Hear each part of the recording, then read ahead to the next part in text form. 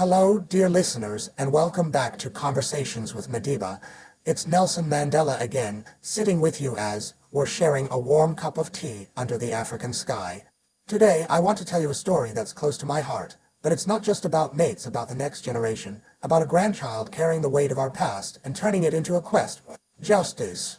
This tale, which I'm calling Echoes of Apartheid, weaves together the struggles of my time with the dreams of those who came after, showing how the fight for equality never truly ends. It just take new forms. Picture this as a podcast episode, full of heart and reflection, and it'll give you enough context so even those new to South Africa's history can feel the pulse of this journey.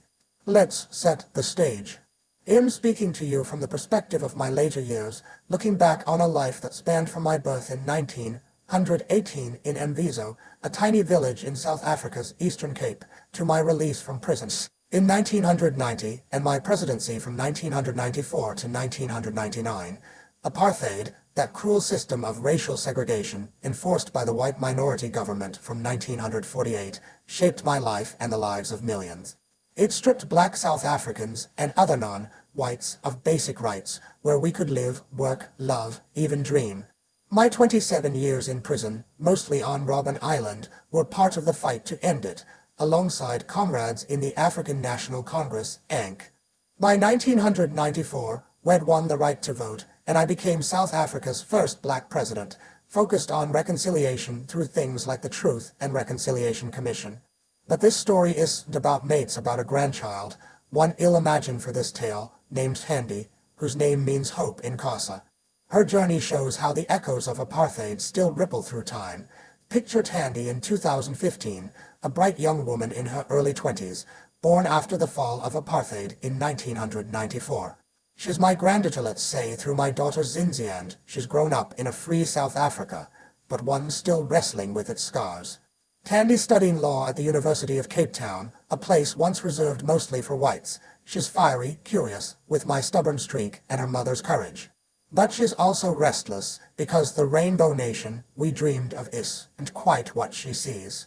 Yes, apartheid's laws are gone, but inequality, festers townships like Khayelitsha are still poor, black unemployment is sky high, and land ownership remains largely in white hands.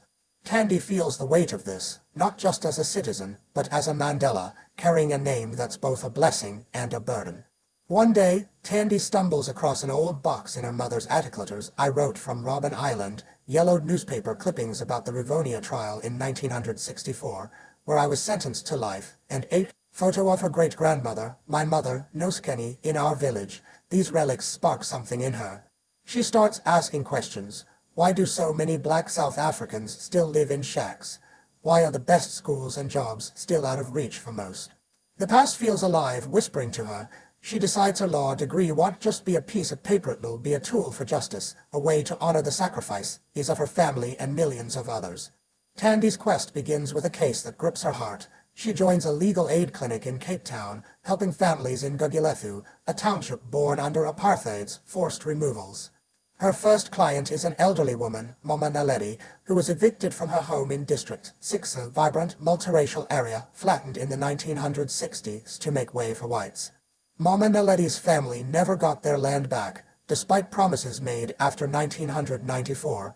Thandi digs into the case, poring over dusty land records and apartheid-era laws.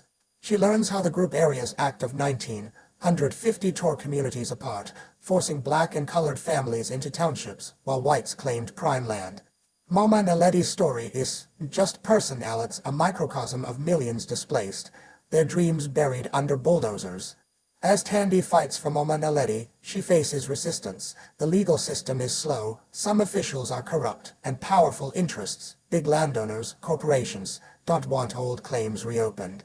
She feels the frustration I felt in the 1950s during the Defiance campaign, when we protested unjust laws only to be met with arrests. But Thandi's not alone. She connects with other young activist students, artists, lawyers, who are part of a new movement like Fees Must Fall, demanding free education and economic justice. They march, they debate, they use social media to amplify their voices, much like we used pamphlets and rallies in my day. One night at a community meeting, Thandi shares Mama Naledi's story, her voice shaking but strong. and the room erupts in support. It reminds me of 1990, when I addressed crowds after my release, urging unity over vengeance. The turning point comes when Thandi uncovers a legal precedent, the 2003 case where a community won land restitution. She works tirelessly, filing claims, rallying pro bono lawyers, even confronting officials who drag their feet. It's not easy. She misses family dinners, sleeps little, and sometimes doubts herself. I know that feeling during my prison years. I lie awake wondering if freedom would ever come.